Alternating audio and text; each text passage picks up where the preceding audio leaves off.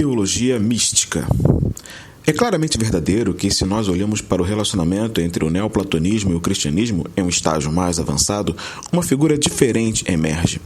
Nos séculos IV e V, um grande número de intelectuais pagãos tornou-se cristão, embora outros tenham desenvolvido uma grande hostilidade à nova religião que só desapareceu depois de 529 d.C., depois que as antigas escolas filosóficas foram fechadas.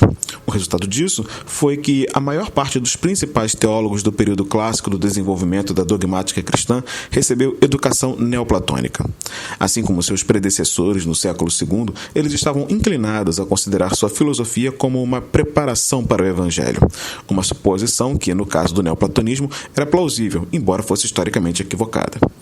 Certamente, é verdade que muitos indivíduos iam de um lado para o outro sem perceber qualquer diferença significativa entre eles, e deve ter havido um grande número de cristãos cuja fé quase não era distinguível do neoplatonismo. Assim como no século XIX, havia muitos frequentadores de igreja que identificavam o cristianismo com a moralidade da classe média e com a moderna civilização ocidental. Que há uma certa simbiose entre o cristianismo e o neoplatonismo é algo indisputável. Mas nós devemos ser muito cuidadosos antes de assumir que o segundo exerceu uma influência normativa sobre o primeiro na definição da doutrina cristã. Foi por isso que o embate entre os dois sistemas foi mais acirrado nos mais elevados píncaros da teologia, e foi nesse nível que a diferença essencial entre eles foi mais claramente percebida. Para colocar a questão com clareza, o neoplatonismo pensava em Deus como uma coisa abstrata, um objeto que pode ser analisado em termos como bondade, beleza, unidade e assim por diante. O cristianismo, por outro lado, pensava em Deus como uma pessoa, ou melhor, como três pessoas que não podiam ser definidas em termos abstratos, mas com quem era possível e necessário para a salvação ter um relacionamento pessoal. Na linguagem de então, os neoplatonistas chamavam Deus de Toon, entre parênteses, aquilo que é, enquanto os cristãos o chamavam de Hoon, entre parênteses, aquele que é. Diferença sutil que nossa investigação revela ser uma distinção fundamental. Quando os teólogos cristãos começaram a examinar os pressupostos do neoplatonismo, eles descobriram que esses pressupostos eram inadequados em dois pontos fundamentais. Primeiro, sua imagem abstrata da divindade criou um ídolo intelectual fora do ser supremo e realmente obstruiu o caminho para o encontro com o Deus vivo. Segundo, o sistema neoplatônico de contemplação era uma construção racional da mente humana, uma obra dos seres humanos que negava o princípio bíblico fundamental da revelação. A revelação era lógica, no sentido de que ela sustentava um todo sistemático, mas ela não era racionalista, porque seus princípios básicos não podiam ser harmonizados com qualquer forma de pensamento filosófico secular. Deus só podia ser conhecido por meio de um encontro pessoal, uma experiência que vai além dos limites da existência criada, a qual a filosofia está logicamente limitada. Era, portanto, errado dizer que o Deus de Jesus Cristo é apenas Hoon, como se ele fosse nada mais nada menos que uma versão personalizada do Toon. Para evitar essa questão, era necessário ser mais preciso e dizer que Hoon, que se revelou a Moisés na sarça ardente, não era o equivalente do Toon do platonismo. Em termos platonistas, Deus podia ser descrito somente como Tomeon, ou não ser, pois ele transcendia até mesmo a mais elevada concepção da mente humana. Seu sinal não era a mente prescrutante do filósofo, mas a nuvem do desconhecido, que apareceu em momentos cruciais da história bíblica, entre parênteses. Por exemplo, no Êxodo, na Transfiguração e na Ascensão, fecha parênteses.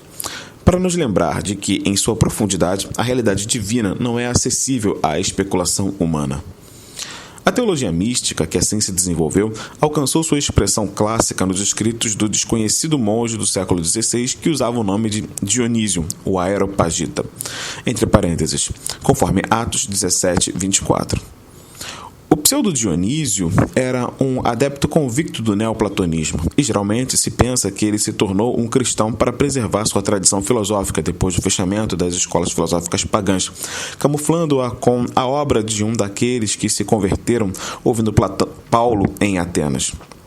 Essa opinião, ou alguma opinião não muito diferente dessa, é tida como o padrão nos círculos teológicos ocidentais, embora defensores da tradição mística, muitos deles ortodoxos gregos, inclinem-se à apresentação de uma opinião diferente. Vladimir Lossky, 1903 a 1958, e Dmytro Stalinoe, 1903, assim como o teólogo católico Hans Ur van Balthasar, 1905 a 88, tem argumentado que o pseudo-dionismo, em vez de copiar o neoplatonismo, estava tentando corrigi-lo ao longo das linhas mencionadas acima. Além disso, eles argumentavam que o pleno desenvolvimento da teologia mística, ou apofática, entre parênteses, negativa, só aconteceu muito tarde, quando sua oposição ao neoplatonismo se tornou mais explícita. Lossky aponta para o fato de que pseudo-Dionísio não entrou no âmago do pensamento teológico até que seus escritos foram interpretados por Máximo, o confessor, que organizou toda a tradição mística como tinha sido desenvolvida desde o tempo de Orígenes. Máximo, cuja obra somente agora está sendo entendida no Ocidente, lutou contra o traço antimaterialista do platonismo e procurou fazer justiça à ordem criada como parte da experiência espiritual humana.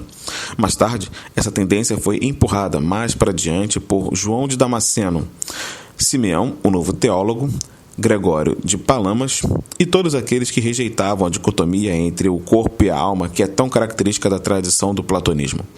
Mais que isso, todos eles afirmaram que a verdadeira teologia era possível somente quando Deus se revelava na soberania de sua graça todo-poderosa e onisciente, um tema que também caracteriza a obra dos grandes reformadores.